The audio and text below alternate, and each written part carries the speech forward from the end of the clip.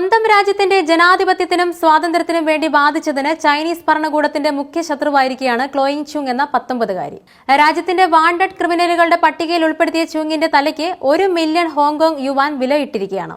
I think today's hearing is so critical because Canada, with its large diaspora communities, is particularly vulnerable to transnational repression and foreign interference. Indian രൂപ ഏകദേശം 8.36 കോടി രൂപയോളം വരും. ഹോങ്കോങ്ങിലാണ് Chloe ജനിച്ചു വളർന്നത്. British colony ആയിരുന്ന ഇവിടെ 1997 ജൂലൈ 1-നാണ് സ്വയംഭരണ പ്രദേശമായി പ്രഖ്യാപിച്ചത്. പക്ഷേ ചൈനയുടെ തൊട്ടടുത്തുള്ള പ്രദേശമായതുകൊണ്ട് തന്നെ സ്വാതന്ത്ര്യത്തിന്റെ ആനുകൂല്യങ്ങളൊന്നും ലഭിച്ചിരുന്നില്ല എന്ന് മാത്രമല്ല, ഹോങ്കോങ്ങിന്റെ ആഭ്യന്തര കാര്യങ്ങളിൽ വരെ ചൈന കടന്നു കയറിയിരുന്നു. 1997 കരാർ പ്രകാരം 2047 വരെ ഹോങ്കോങ്ങിന് സ്വയംഭരണാനുമതിയുണ്ട്. എന്നാൽ ഈ കരാർ അംഗീകരിക്കാൻ ചൈന തയ്യാറല്ല. ഇതിനെതിരെയുള്ള പ്രതിഷേധങ്ങളെല്ലാം ചൈനീസ് സർക്കാർ അടിച്ചമർത്തി.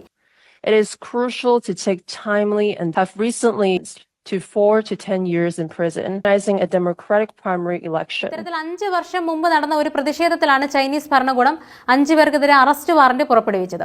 വാറന്റ് ലഭിച്ചതിൽ ഏറ്റവും പ്രായം കുറഞ്ഞ ആളാണ് ക്ലോയി. 2019 ഹോങ്കോങ്ങിൽ നടന്ന ഒരു വലിയ പ്രതിഷേധത്തിലാണ് ക്ലോയി ആദ്യമായി പങ്കെടുക്കുന്നത്. ചൈനീസ് ഭരണം രാജ്യവ്യാപകമായി നടപ്പാക്കാനുള്ള അനുമതി നൽകുന്ന ബില്ലിനെതിരായിരുന്നു പ്രതിഷേധം. പ്രതിഷേധക്കാരെ വളരെ മോശമായ രീതിയിലാണ് പോലീസ് നേരിട്ടത്. അന്ന് ആദ്യമായി തന്റെ പ്രവൃത്തികളുടെ ഏകദേശ ധാരണ ക്ലോയിക്ക് മനസ്സിലായി. അതോടെ രാഷ്ട്രീയത്തിലെ പ്രാധാന്യം മനസ്സിലാക്കി സധൈര്യം ചൈനീസ് ഭരണകൂടത്തെ നേരിടുകയാണുണ്ടായത്.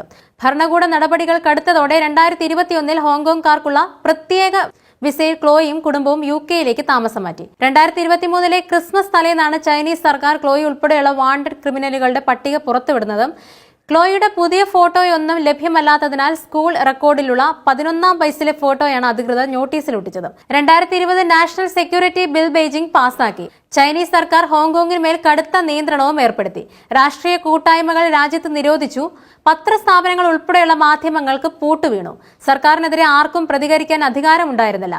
മുതിർന്ന ബ്രിട്ടീഷ് പൗരനും ബിസിനസ്സുകാരനുമായ ജിമ്മി ലെയെ പോലുള്ളവർ കടുത്ത വിചാരണ നേരിട്ടു. ഒടുവിൽ ജയിലിലുമായി. അതോടെ സമരങ്ങൾക്ക് മുമ്പിലുണ്ടായ ക്ലോയിയും അധികൃതരുടെ നോട്ടപ്പുള്ളിയായി മാറി. അന്താരാഷ്ട്ര തലത്തിൽ ചർച്ചയായ ഈ പ്രതിഷേധങ്ങൾക്ക് പിന്നാലെയാണ് ഹോങ്കോങ്കാർക്കായി UK തങ്ങളുടെ ആശ്വാസ കരങ്ങൾ തുറന്നത്.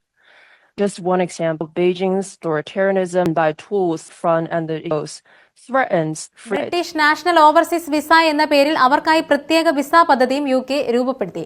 ഈ പദ്ധതിയുടെ ആദ്യ ഗുണഭോക്താക്കളായിരുന്നു ക്ലോയിയും കുടുംബവും. ഇംഗ്ലണ്ടിലെ ലീഡ്സിൽ താമസമാക്കിയ ക്ലോയി മുടങ്ങിയ പഠനവും പുനരാരംഭിച്ചു. ബ്രിട്ടനിലെത്തിയ ക്ലോയി തന്റെ പോരാട്ടം അവസാനിപ്പിച്ചില്ല.